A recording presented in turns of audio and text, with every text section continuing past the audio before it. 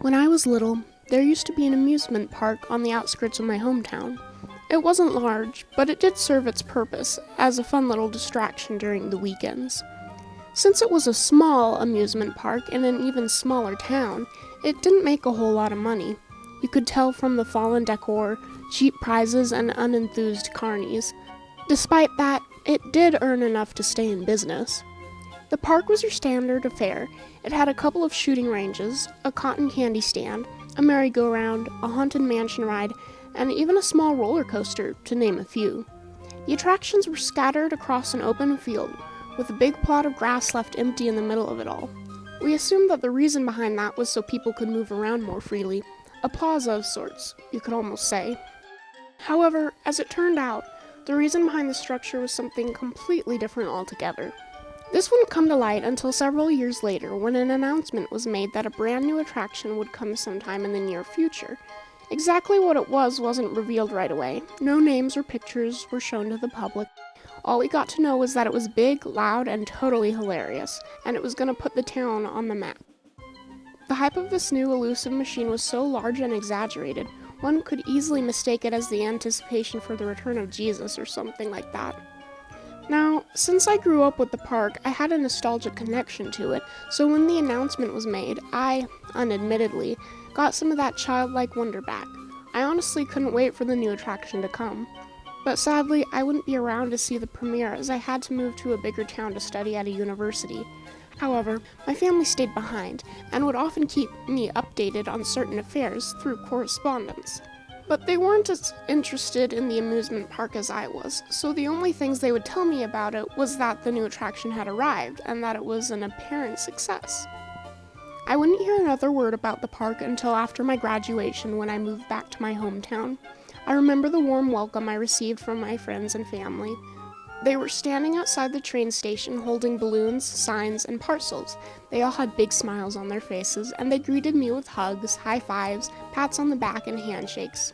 I had a grand time reconnecting with my childhood friends, passing around some stupid jokes and exchanging old memories. One of the girls even gave me a necklace she had made out of a piece of string and some shells. It was honestly one of the most Eugene gifts I had ever received. At that moment, I had completely forgotten about the park.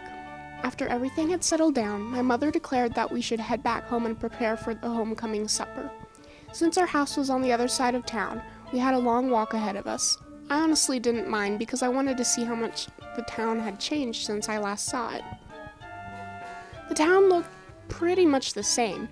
There were very minor changes like the peeling paint on some of the older houses and a slight increase in the number of tombstones in the graveyard. The more subtle of changes must have been the fact that the post office was a different shade of brown. When I noticed all these things, I began thinking about the amusement park again, and much like before, my childlike wonder rekindled my intrigue. I was finally home to see the thing that had been in the back of my mind for at least a couple of years. It was only a matter of time before we heard the loud noises and upbeat music. It was only a matter of time before we could see the bright and colorful lights. It was only a matter of time before we could make that right turn and pass by the grassy fields. But the closer we came, I heard absolutely nothing. Absolutely nothing. The music wasn't there, not even the faintest sound of it, and the bright lights didn't light up the sky. When we finally made the right turn and walked towards the field, the only thing that was there was a white tarp, covering what looked like something in the shape of a circus tent. Everything else? Gone. There was absolutely nothing else left. As you can probably imagine, it felt so weird looking at the field right then and there. That image you've had in your mind ever since childhood didn't match up with reality anymore. Now the spot that used to hold the very things that made children of your generation laugh heartily was a vacant void, and in the middle of it all, a white tent. I was seriously about to ask someone what had happened, but I also didn't feel like spoiling the mood. After all, I had a lot of time on my hands at the moment, so I held off investigating until the day after. It was a sleepless night that night. I lay in bed, twisting and turning, trying in vain to find a comfortable position. Right around the same moment I had finally found one, the clock was about 5:31 in the morning. I looked out the window and saw the sun was about halfway over the horizon. I figured that trying to fall asleep at this hour was kind of pointless, and I felt that the sooner I got some answers, the quicker I could let it go. So I got up, got dressed, went outside, and headed for the tent. Now, when I say get some answers, I mainly meant that I wanted to know what it was that the park had left behind. To be honest, I thought it was the fabled new attraction, but the problem with that theory was that it didn't make a whole lot of sense. Why would they spend God knows how much money on the calculated cash cow and then just not bring it with them? Was it too big to bring along? Was it broken? Was it because it costed too much to maintain? Did they sell it to someone and the new owners forgot to claim it?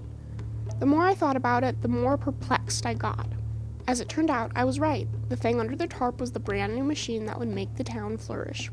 As I pulled away the tarp, I saw a massive and beautifully crafted contraption, painted with the most luscious shades of purple and yellow, and with color lights all over. Above the entrance, there was a sign, Spinworld.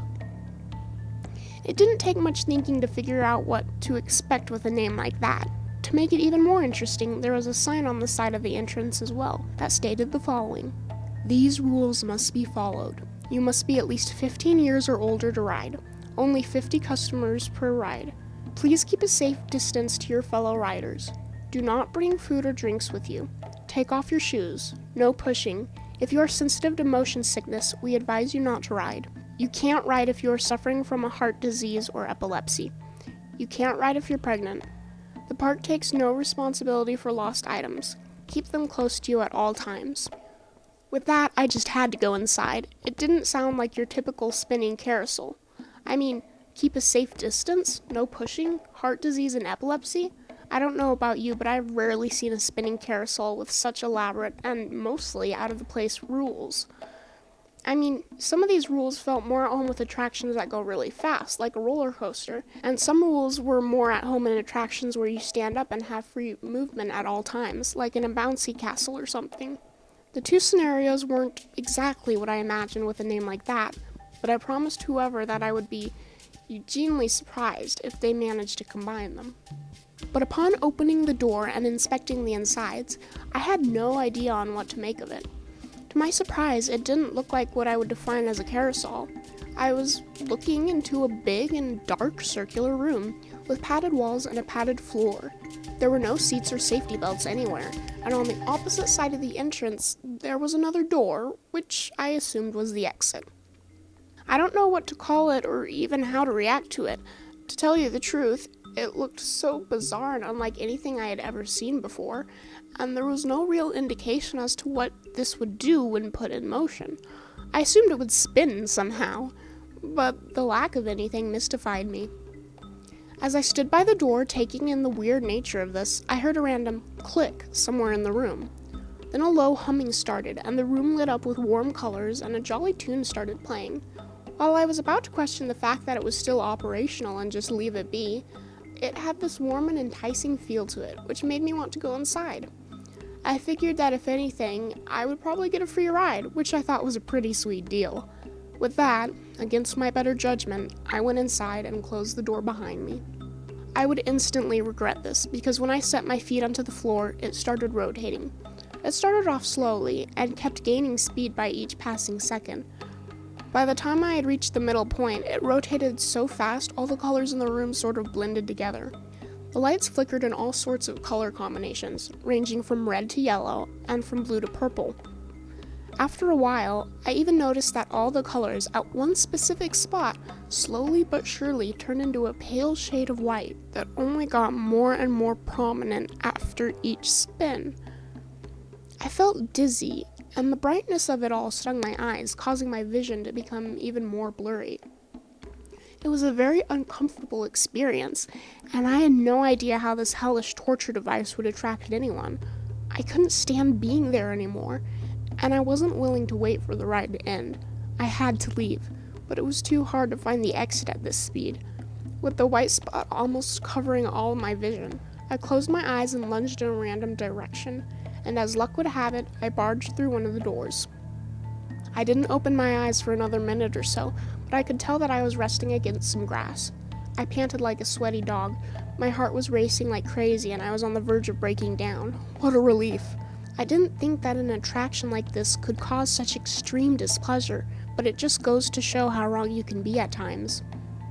After relaxing and letting all the stress subside, I realized that the music had toned down into silence. I opened my eyes and stood up, turning my attention to the big hole I left in the wooden door. The carousel had stopped, and the lights had long since dimmed. The floor had stopped spinning, and it looked exactly like it did when I first entered. I was ready to accept the unpleasant nature of the attraction as the reason behind its abandonment, if I hadn't spotted the white ghost in the middle of the room.